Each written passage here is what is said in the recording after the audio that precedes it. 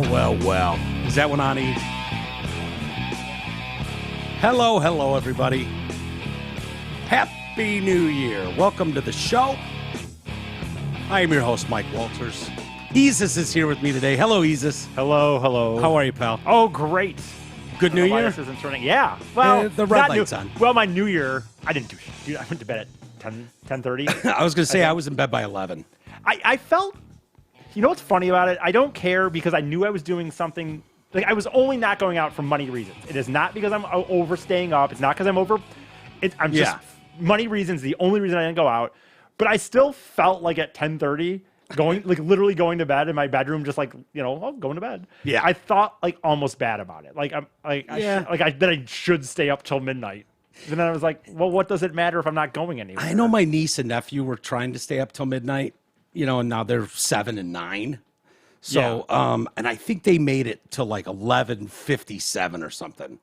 My sister was saying before they passed out. Yeah. But the thought never even crossed my mind. It never crossed my mind to turn on to watch the ball drop. Right. I don't give a shit what CNN's doing or ABC. Yeah. Or any of those things. I don't care what Ryan Seacrest is No, doing. I don't. I've never cared about TV. I do like the part. You know me. I do like it. I'm a sucker for celebrations, so I like the celebration. But I don't care about. I didn't think I should turn on Rocking Eve or anything like that. The people that are in Times Square by the million, whatever they are, I've never understood it. Now, with global warming, we don't see snow anymore before February. Right. Like, remember when we used to have white Christmases? Yeah, it's hilarious. I hated it. It was like every year you'd be like, oh, we can have snow on Christmas. And you usually did. Now that's gone. Yeah. Like, completely. We have taken care of that. But even then, when you'd see snow in New York and people, I was like, what are you doing? You're standing in line. You're there all day and all night. Like, my brother did it once. I would not love a to do bucket it. list for me. No. It's on mine, but I don't know if I'll ever do it because I've gotten to the point as you get older. I feel like even going to the bathroom more, like it's harder to like just not go to the bathroom or shit. Yeah. And he just sit there and hold your whiz or piss. Well, they're just bottle. Piss bottles is what they do for sure. Yeah. No, thank you. Now that I think of it, I'm kind of bummed. It's something I have wanted to do. Maybe I'll. We'll see. My brother did it, though. He did like it, but he would never do it again, he said. Regardless, Happy New Year, everybody. Happy New Year. I hope everybody had a great Christmas. I know I've been gone for a few weeks, probably confused some people. It had nothing to do with anything except that I had planned to go to California and spend 3 weeks there. That was the plan for months. I mentioned it on the air a couple times, but, I know with the timing of everything and the show and all that stuff, it probably confused some people, but no, I didn't leave.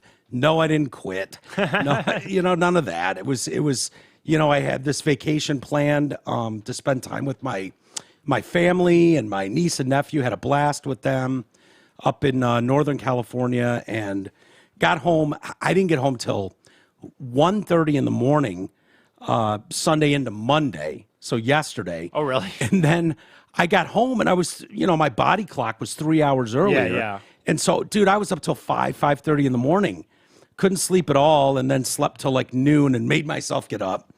And trying to get back on track now, And yesterday was awesome. I was going to say, I was shocked you weren't in Ann Arbor. The videos I've seen out of Ann Arbor.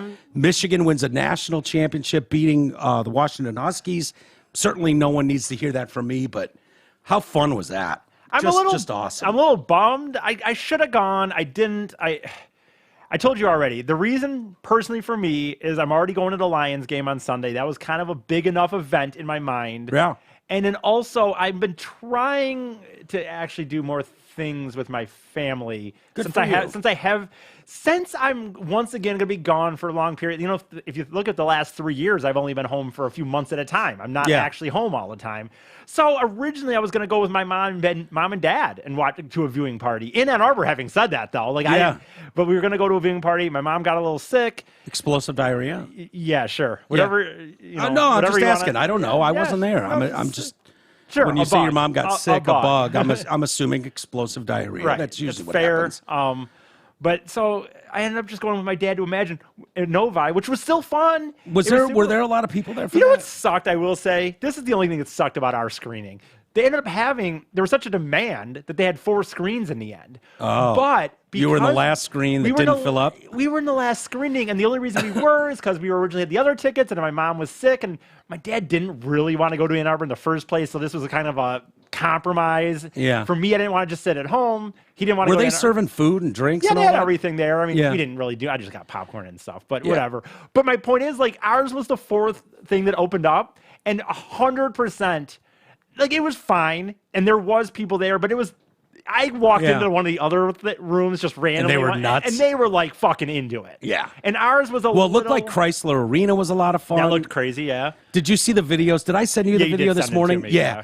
That video of them singing Bright Side in the Very streets awesome. was just Good for them. incredible. Really cool.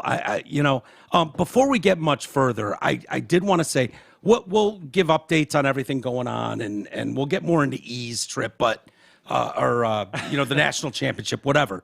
But I wanted to bring Henson in, Greg Henson, who's been covering the Wolverines for decades. And I imagine he is on cloud 9 right now. So why don't we call Greg, and we'll talk Lions upcoming football with him. We'll talk Michigan football, the national championship, what he sees for Harbaugh's future.